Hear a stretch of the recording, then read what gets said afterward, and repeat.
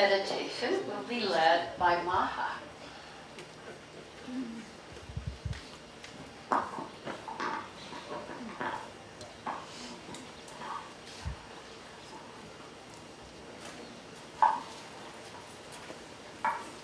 Good morning. Good morning. Okay, so gently close your eyes. Sit comfortably. Inhale deeply and slow.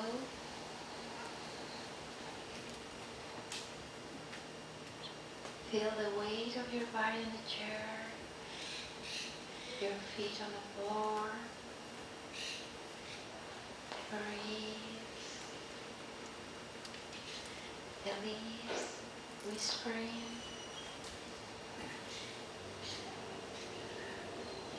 And flow in this gently unfolding wave with your breath. Inhale deeply and slow, feeling all your body and your belly. And kind and slow, exhale, let go, relax.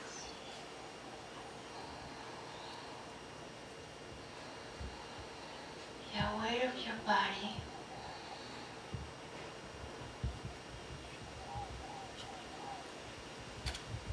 Be aware of your breath.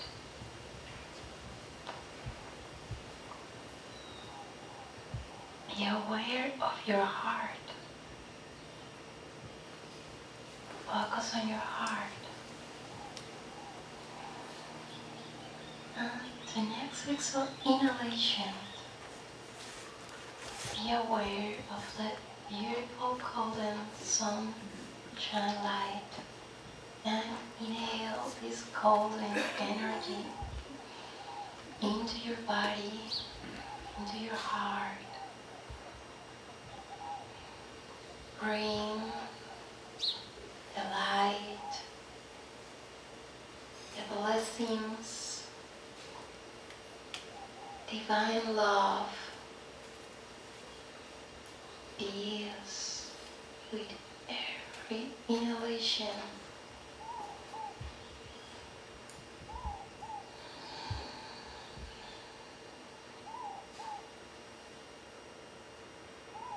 The golden light of the sun brings you wellness, health, happiness, tolerance, acceptance. Inhale deeply, hold your breath, hold the golden light, and be aware how the energy goes to every cell of your body, every muscle, every bone, every organ. And release and exhale slowly through your skin, through your body. And be aware how beautiful you are, how lightly and shine beyond your body, around your body. You are a sunshine light.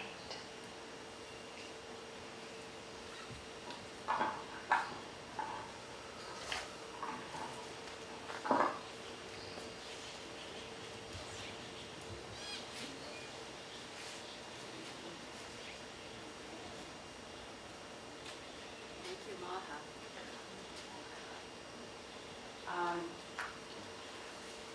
It's hard to come out of that one.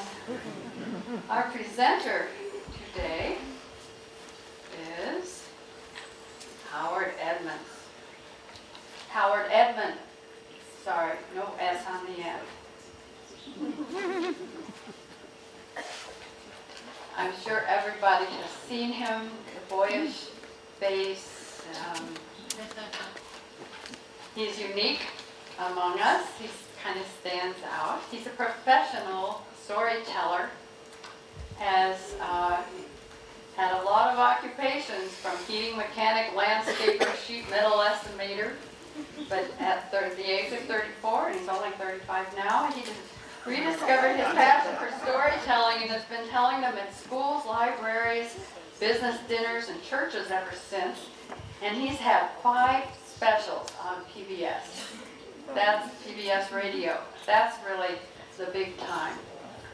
He's going to tell us tales from Grimm Brothers and an assortment of others, play these lovely flutes, and along with stories from the Lakota and Huicholes.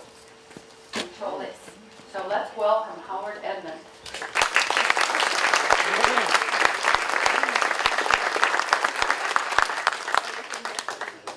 Now is the mic on? This one is not on. You want this one on a little later? Because Right now. Right now. Okay.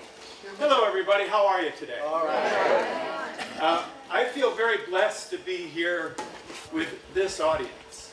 It's quite unique. I've done audiences that are above 35 before, but never one that is full of rebels and really sharp thinking and open-hearted people like you are. So bless you. Thank you for letting me be here.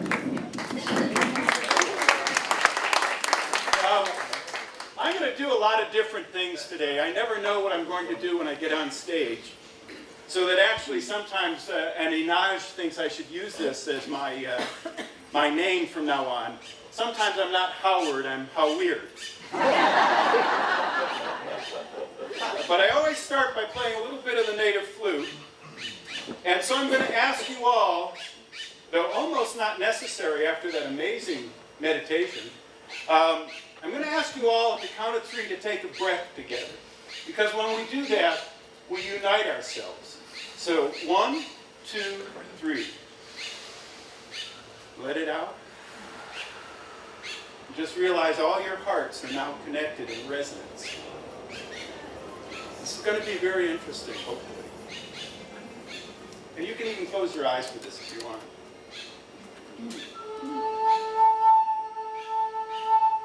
Well, I told you it'd be interesting. This little piece of leather here is slipped, so there we go.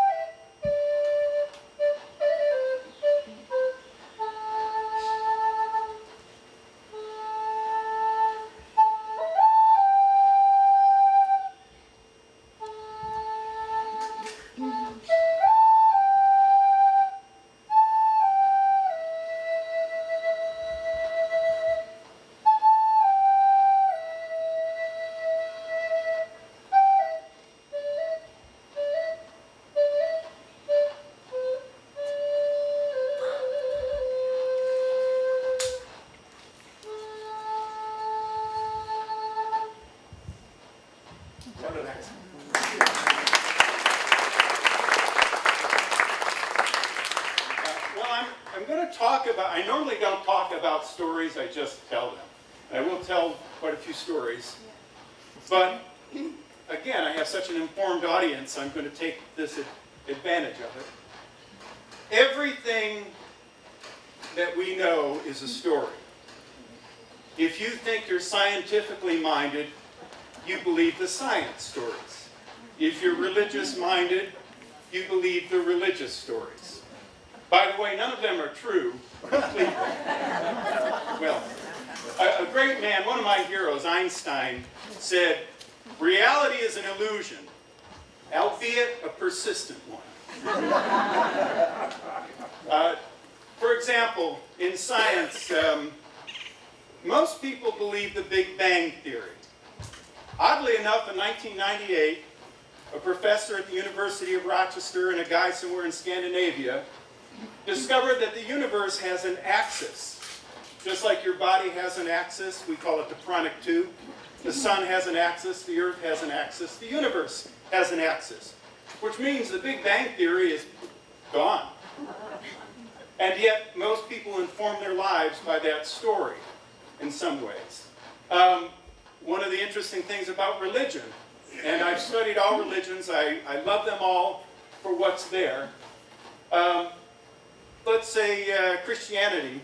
They edited the Bible in 325 and left out 45 books.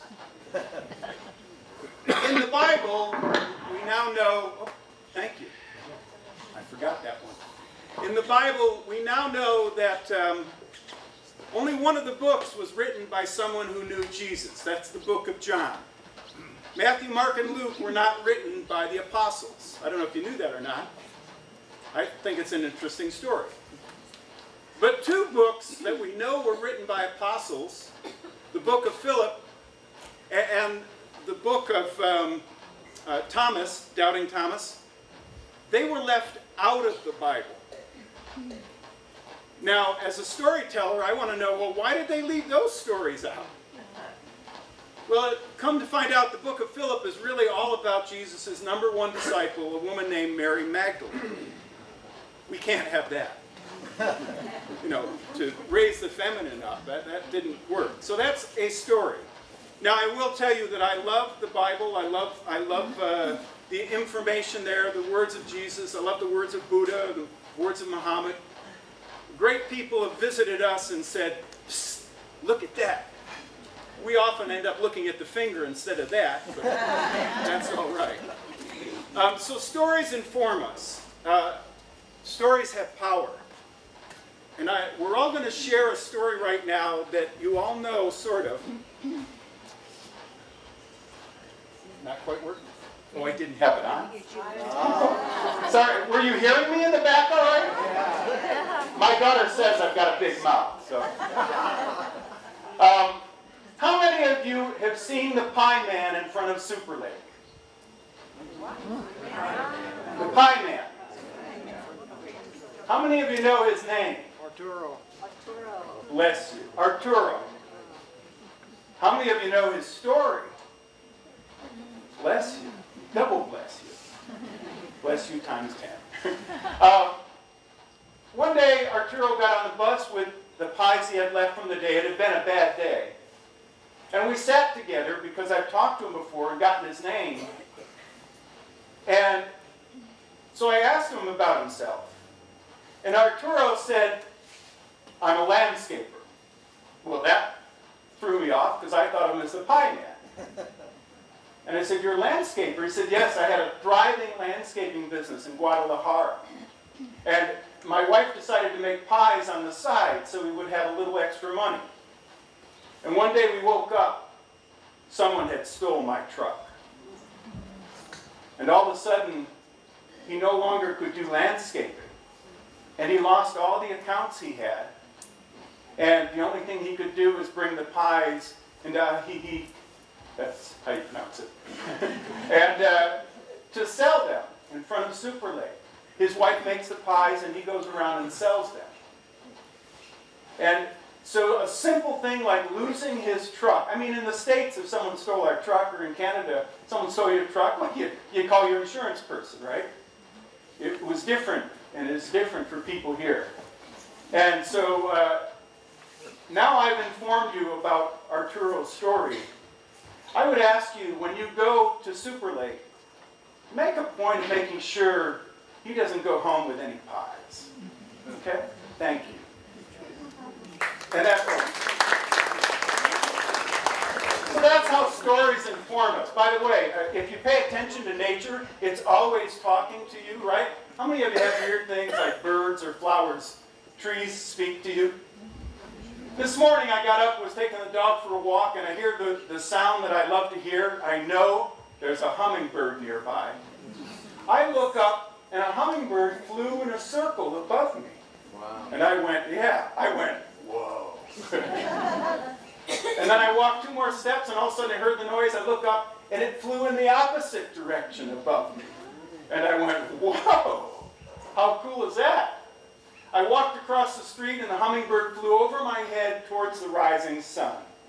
And I just went, my heart just opened up. I just went, wow, it's telling me to go towards the light. Not that light.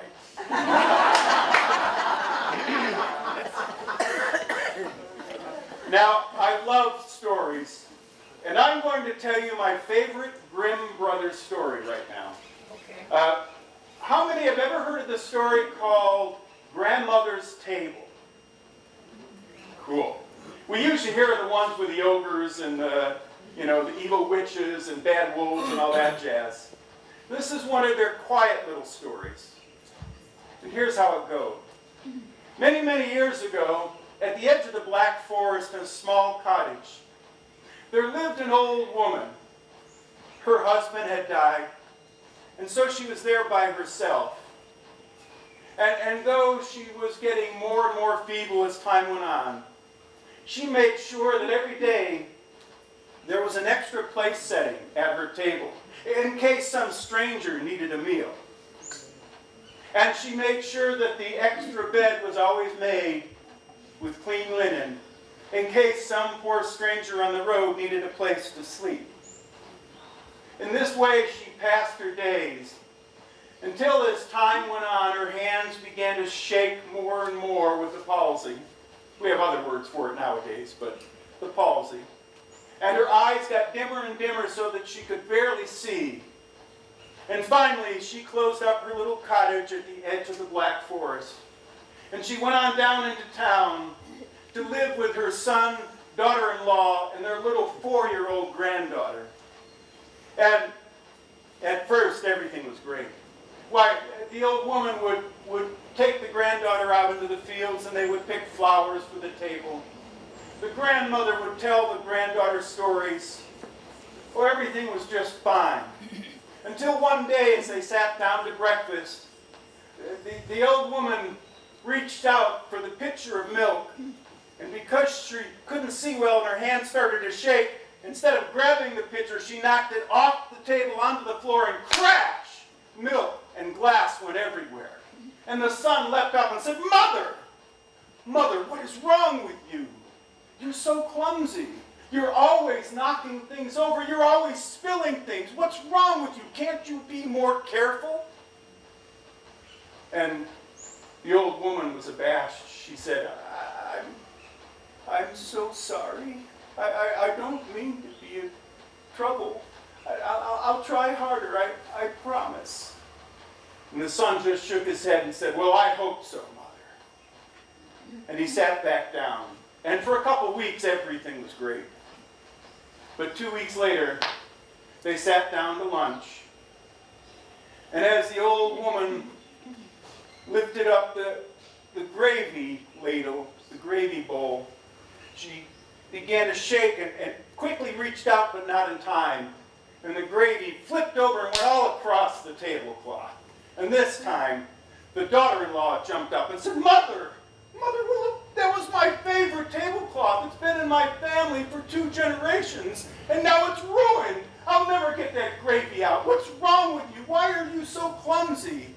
And the old woman looked sadly down at the table, and the son said, "Oh, Mother, you've got to be more careful." And she said, I'm sorry.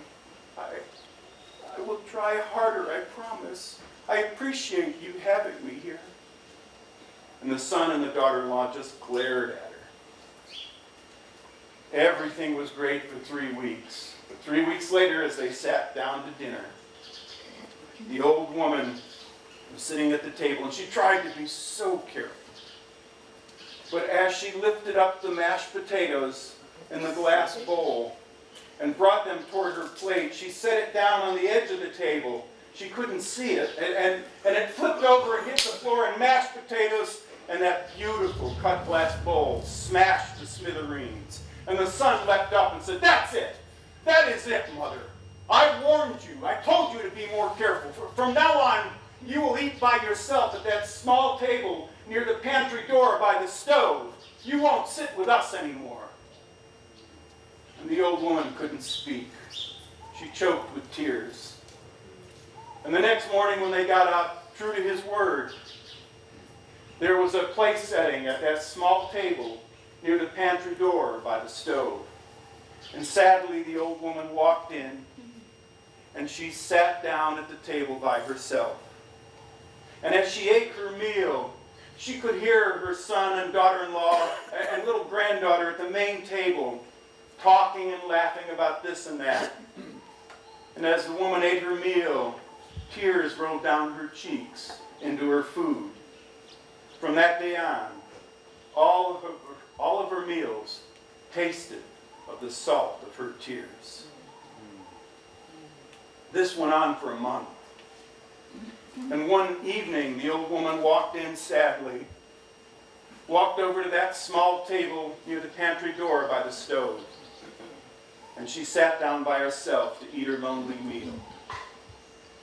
And the son came walking into the kitchen, and there was the 4-year-old at the edge of the table with her blocks. And the son watched her, and normally she just put the blocks up haphazard, but this time the little 4-year-old was taking those blocks and putting them together so perfectly, one after the other, so precisely that the son marveled. He said, honey, come here. And he called to his wife. And his wife, she came walking over. He said, look what our daughter is doing. How careful. She's building something. Honey, sweetheart. And he looked down at his daughter with love. He said, sweetheart, what is it you're building so carefully? And the 4-year-old looked up at her father with a smile beaming on her face, and she said, why, I'm making a small table, Daddy, for you and Mommy, for when you grow old. And the son began to weep. And he walked over to his mother, and he said, Mother, come with me. And he got her up from that small table near the pantry door by the stove. And he brought her over to the big table. And he set her at the head of the table, a place of honor. And from that day on, if she should knock something over or spill something, well, he just said, that's all right, Mother. Don't worry about it. We'll clean it up. We're just glad you're here with us.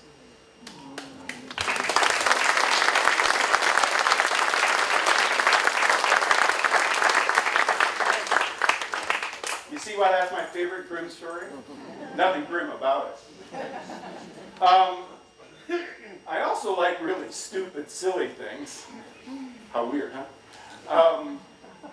So I'm going to tell you a story from the Ozarks about 3 rabbits. And you're welcome to repeat this story. By the way, any story I tell, feel free to share with others. That's the beauty of storytelling. It isn't about copyright, it's about sharing. There was once 3 rabbits. A grandfather rabbit, the son rabbit, and the grandson rabbit. Their names were Foot, and Foot. Well, one day Foot and Foot were at their home at the end of the footpath at the foot of the mountain. And Foot came to Foot and Foot and said, Foot, I feel terrible. And Foot and Foot, worried about Foot, took them from their home at the foot of the mountains at the end of the footpath, ran down the footpath into town and brought him to the doctors. The foot doctor, of course. And the doctor looked him over, and he came walking out sadly with his arm around him, and he said, Foot. I'm sorry, boys. Foot's not long for this world. Well, sadly, Foot and Foot thanked the foot doctor and took their beloved Foot from the foot doctor's office down the footpath back to their home at the foot of the mountains. A month later, Foot up and died. So Foot and Foot, they took Foot from their home at the foot of the mountains at the end of the footpath, brought him down the footpath, and at the edge of the footpath, they dug a grave for him. 1 foot deep, 1 foot wide. They put him in the grave, and then they put a stone at the end of the grave, a foot stone, of course. And foot, they said goodbye to their beloved foot, went back down the footpath to their home at the foot of the mountains. But 2 months later, Foot came walking out in the living room and looked at Foot and said, Foot, I don't feel good at all. And Foot said, oh no, Foot, oh no. And Foot took Foot from their home at the foot of the mountains, ran down the footpath past Foot's grave with a footstone into town to the foot doctor. And he looked at the foot doctor and said, Doc, there's something wrong with Foot. Oh, you gotta help him, Doc. Please, you gotta help him, because Doc, I've got 1 foot in the grave already.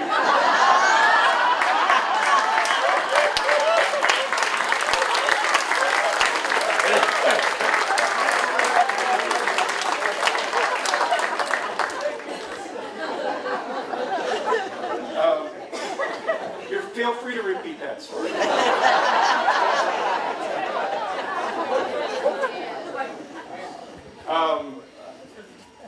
And I also like, as you can tell, kinder stories.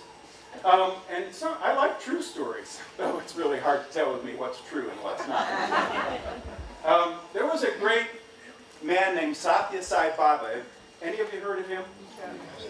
Satya Sai Baba was a great being who came here to kind of help us out. We keep getting these great beings that help us out, and normally we don't treat them too well.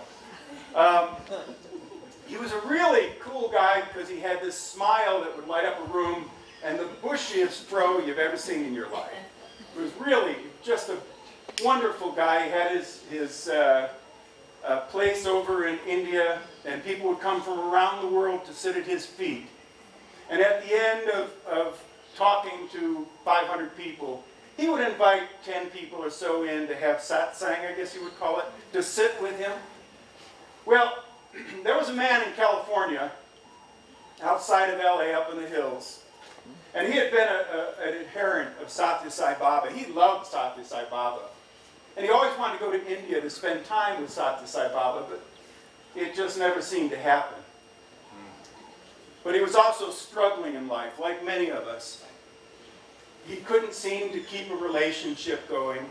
He had lost his job. And one evening, he had just lost it. He said, I can't handle it anymore. I can't take this all alone. And I think we've all been there, haven't we? You know, at one point or another, unless you've lived a very blessed life. Of course, they're all blessed in a way. And he just said, it was like 2 o'clock in the morning. He just said, I can't take it. And he went into his bedroom and he opened his closet and he pulled out his shotgun. He loaded it up. He went and sat on the edge of the bed. He turned the gun around facing himself, and the doorbell rang. And he went, what? It's 2 o'clock in the morning. And the doorbell rang again insistently. So he put the shotgun down on the bed. He walked out, opened the door, and there was a friend from 20 years ago. And his friend said, I know it's early in the morning. I'm so sorry to bother you at 2 o'clock in the morning. He said, all of a sudden I started thinking about you and thinking how in college you had lent me $250 and I had never paid that back. So I just wanted to stop and pay you back the money I owe you. And he invited him in and they sat down. They poured a glass of wine and talked until the sun came up. And they promised that they would see each other again. And that man, he went, oh, how strange. What a strange thing to happen. Oh, at least that's past. I better go put that gun back in the closet. And he walked back in the bedroom and the shotgun was gone. It was not sitting on the bed.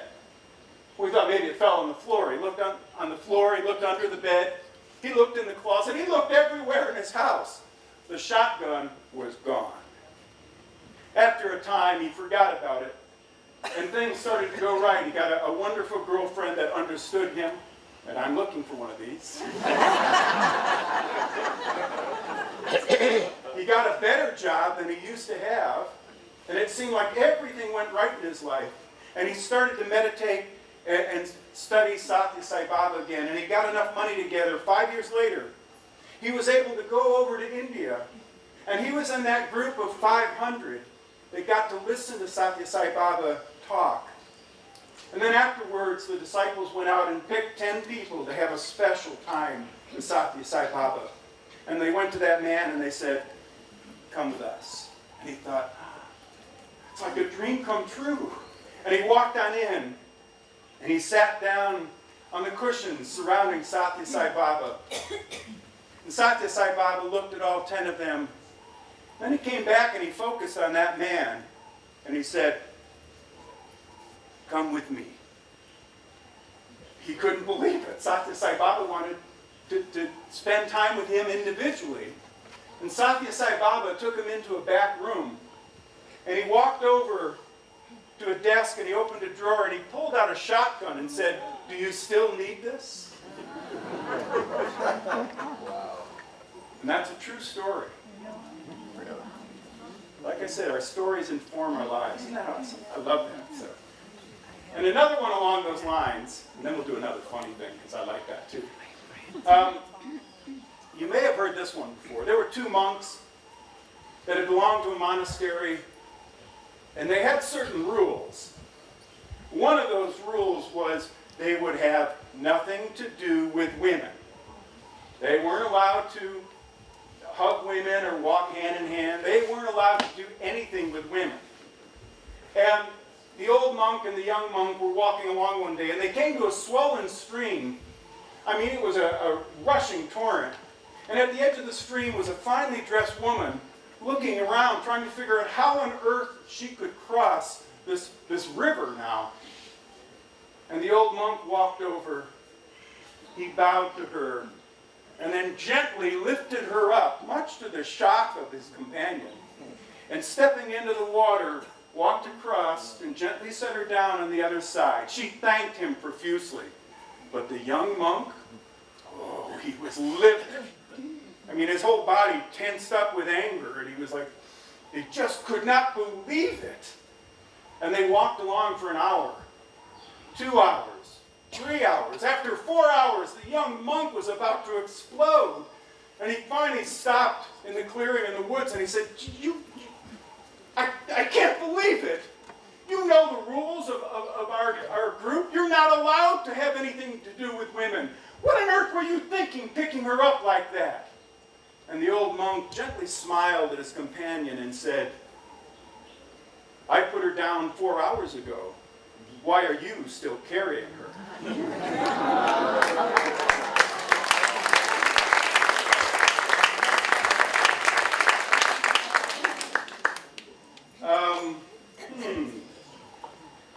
See, my notes are only the titles of stories. I have to remember what I remember. So I write it down. I'm going to tell you a really silly story. I don't get to tell this story often, and so I've got a great group here. I may as well share it. This is called The Porcelain Man. Many, many years ago, there was a junk man who would go out and he would find broken things that he could bring back and have his daughter fix, chairs and tables without legs that he knew he could reuse in some way. And he lived there with his daughter. His daughter, she was pale and dreamy from too much obedience. And the old junk man, he would come in, and before he would leave the house, he would go, lock the door. Lock the windows, don't open the windows, and don't answer the door. You never know, dog eat dog out there. There's rat robbers and bottle snatchers, all sorts of evil. You watch yourself. And the girl would go, yes, Father. Well, one day he gave her the speech, dog eat dog, rat robbers and bottle snatchers, lock the doors. She said, yes, Father. And he left, and he got in his cart, and he was riding down the road, and he came to a rich mansion with a long driveway, beautiful marble pillars at the end. And he saw a maid come out the door chasing a cat with a broom, and as she swung the broom, she hit this beautiful porcelain vase, and it fell over, rolled down the steps, rolled down the road, right out to the street, and hit the pillar at the end and smashed into hundreds of pieces. Ooh, the junk man went, "That's nice porcelain." And he waited. He waited 10 minutes, but nobody came out to clean it up, so he got down off his cart, he got out a bag, and he put all the pieces of porcelain very gently into that bag and loaded it up, and he turned around and he rode home. And he came in the house and he said to his daughter, "Oh, look what I've got, this beautiful porcelain. Get out the glue pot. Get out the glue pot. I want you to glue it all back together. I can sell this for good money." Oh boy. And because it was early in the day, he said, "Now I'm going to go out and see what else I can find." But he locked the doors, rat catchers, dogs eat dog, And he walked out and she locked the door. And the girl got the glue pot. She put all the pieces of porcelain on a blanket. And she grabbed a piece, put glue on it, and started to put the pieces together. And her mind just floated off. And she dreamed away as she took piece after piece, gluing it in place. She wasn't really thinking about what she was doing. And as she took the last piece of porcelain and put glue on it and put it in place, she went, "Oh my." For she hadn't made a vase at all.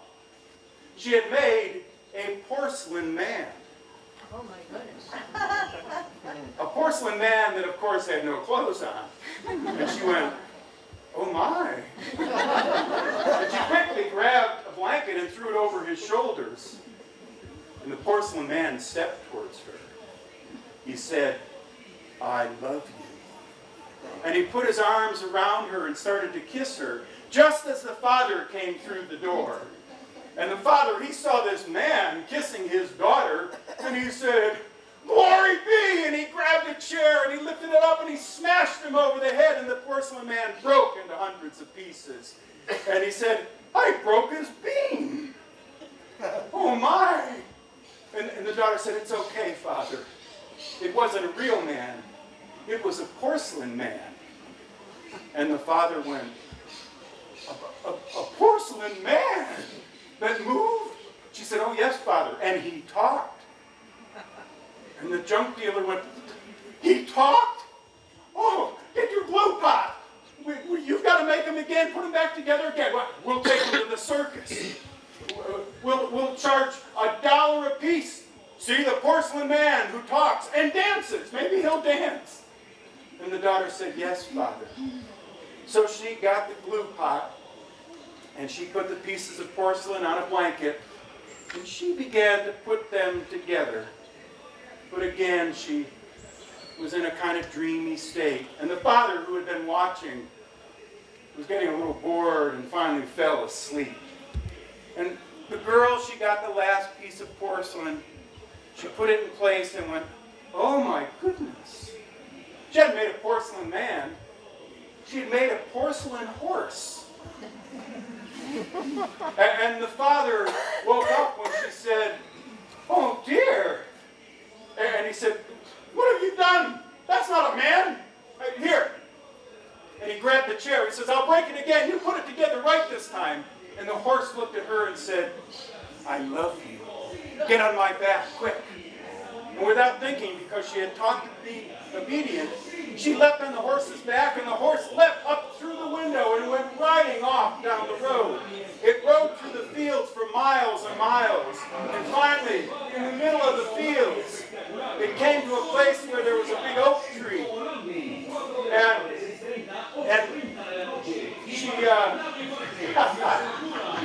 And there was a circus going on nearby. And she got off the horse, and the horse looked at her and said, "Remember, I love you. Now I'm going to run into this tree, and you glue me back together again." And she said, but, and the horse took off and ran into the tree and smashed into hundreds of pieces. And the girl said, "But I don't have my glue." And she sat down and she began to cry. And there was a young man walking by with his wheelbarrow, and he heard this crying. And being of a tender heart, he walked over and said, "Sweet woman, why do you weep so badly? Don't worry. Listen, we'll put all of your pieces of porcelain in here, and we can go back to my house. I have glue, and we can put your plates and saucers back together again." And so they put all the pieces of porcelain in his wheelbarrow, and they walked back to the house, and they began, is that listening?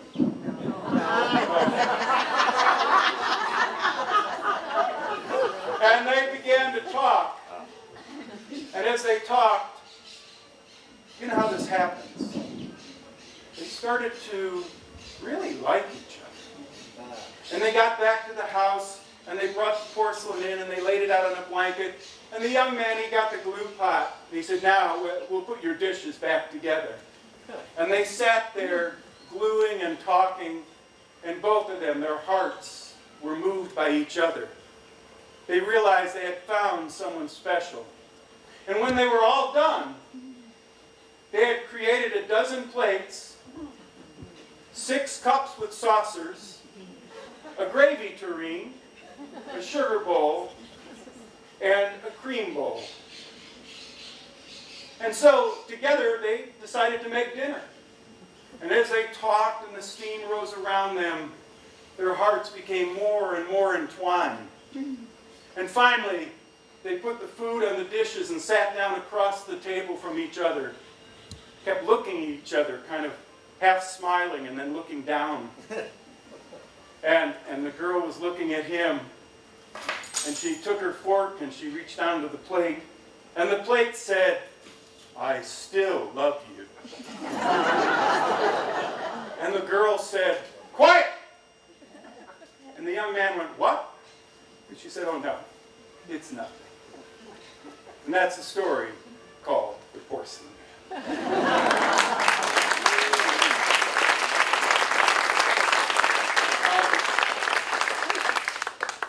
I've been very blessed to have experiences in different places around the world. I slept overnight at Machu Picchu, and you're not supposed to. We went to Egypt. I went to Egypt with a group 6 weeks after the revolution. We got 2 hours in the king's chamber at sunrise on the equinox. And we actually turned off the lights, and that little, you know how you got those little voices over your shoulder? I never am sure which is which, but it said, "Climb in the sarcophagus."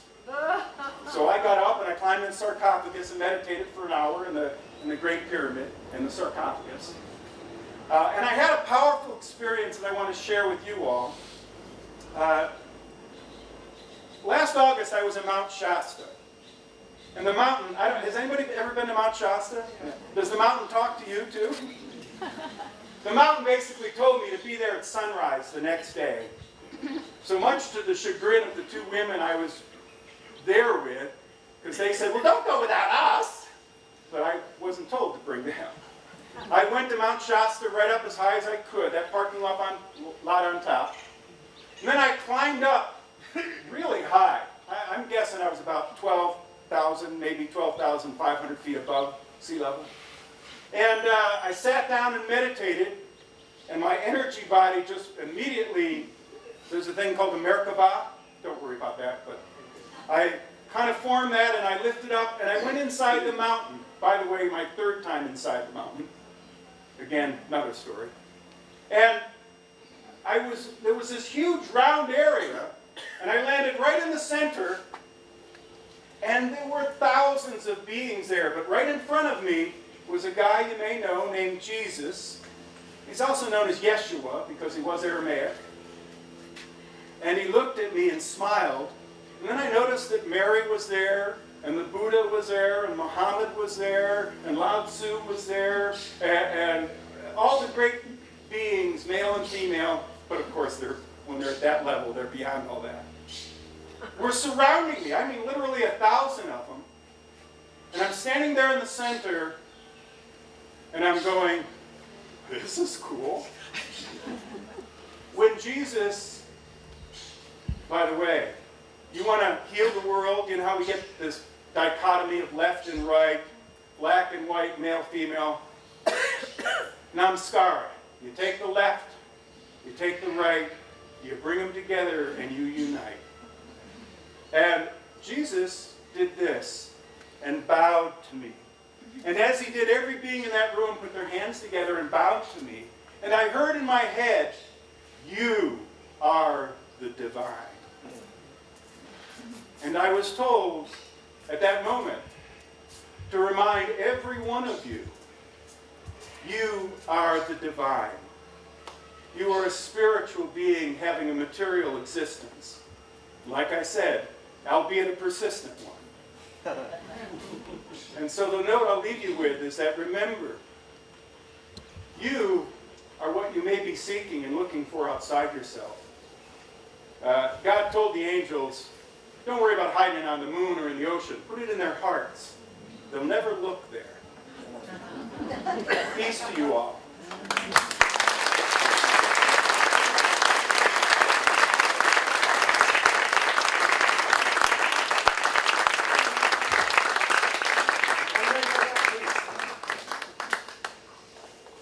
We have enough time for maybe 3 questions. Surely. Oh, here we are. Wait for the mic. And it's right there, but you'll never look there.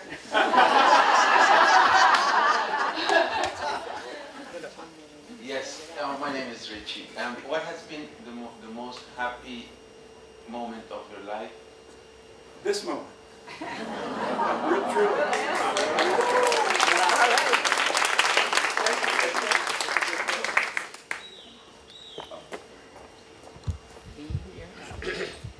You are a master storyteller. Bless you. Thank you. And that really is a compliment because I've told some pretty big tales myself.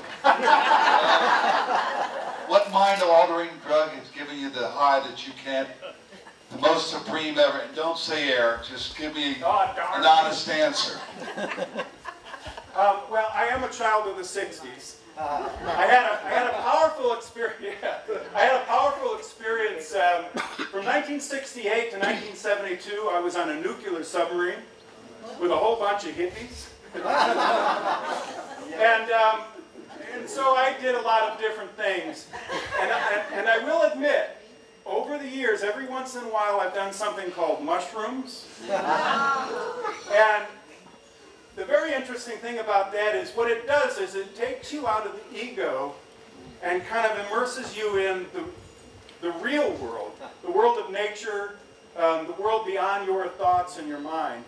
And so, truly, that would have be an effect once in a while. I mean, you get memories and remembrances from that. There are other things that take you weird places where you go, okay, I don't want to go there again. But really, air, breathing. Most of us breathe from the top third of our lungs at best. And if you breathe from the belly, if you fill yourself and breathe out, you'll find that thing is incredibly powerful because we're breathing prana, we're breathing chi energy when we do that. We used to breathe it in through the tops of our heads and the lower chakra, the perineum.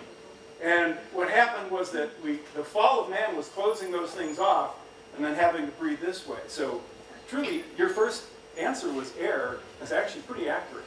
But shrooms helped. Another? Well, You can ask me anything. anything. Come on, everybody. Well, I guess that will conclude the storytelling. And thank you so much. That was quite Thank you all. Have a wonderful day. very much. And so that will conclude for today. We will stack our chairs. We'll dispose correctly of our styrofoam or whatever it is. And yes, turn your phones back on.